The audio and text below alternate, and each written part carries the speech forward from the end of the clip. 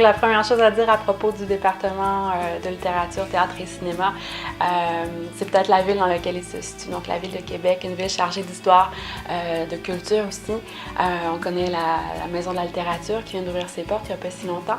Mais aussi, j'aimerais dire que les librairies indépendantes jouent un grand rôle dans la vie littéraire de la ville en organisant des causeries, des rencontres avec les écrivains. Donc ça participe vraiment à la vitalité du milieu. Le département, ce sont aussi des professeurs disponibles, avenants, avec lesquels vous aurez l'occasion de discuter, des professeurs que vous côtoierez, avec lesquels peut-être vous développerez un projet de maîtrise, de doctorat en création comme en recherche.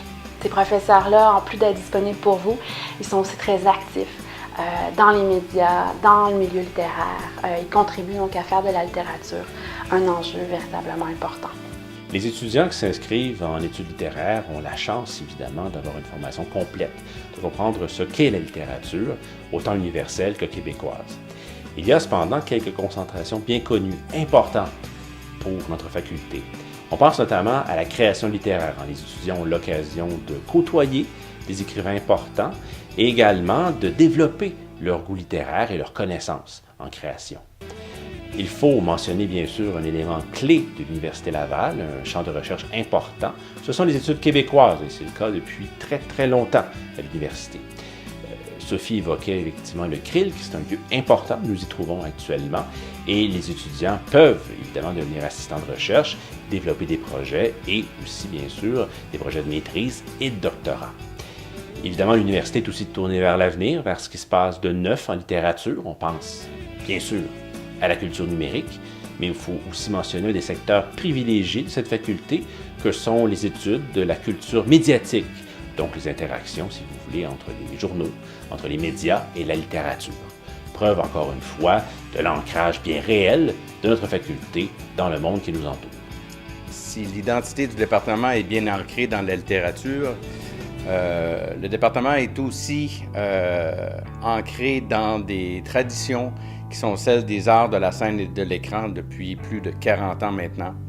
Donc, il y a un volet théâtre et cinéma important où on apprend les langages de la scène, de l'écran, bien sûr de manière à la fois théorique, mais aussi pratique. Il y a toujours un volet dans lequel on peut expérimenter ces langages-là. Et pour ce faire, le département possède des studios de répétition, des studios qui permettent également de donner des cours pratiques. Et je pense que c'est important de le souligner parce que ces nouveaux studios sont vraiment à la fine pointe des technologies actuelles. Pour le deuxième, troisième cycle, les étudiants en arts de la scène et de l'écran peuvent réaliser une maîtrise et un doctorat. Et bien sûr, ils peuvent réaliser des recherches à caractère plus théorique, mais il y a un volet également qu'on appelle la recherche-création, où les étudiants peuvent expérimenter des projets de nature pratique et accompagnés bien sûr de réflexions qui visent à renouveler à la fois les langages de la scène, de l'écran, mais aussi le milieu, de se doter des nouveaux outils dans les processus de création, de bien comprendre ces processus de création-là. Pour ce faire, bien sûr, les studios sont à la disposition des étudiants et on a également une infrastructure de recherche, le Lantis, Laboratoire des nouvelles technologies de l'image, du son et de la scène, qui permet d'accompagner les étudiants dans leurs projets de recherche-création.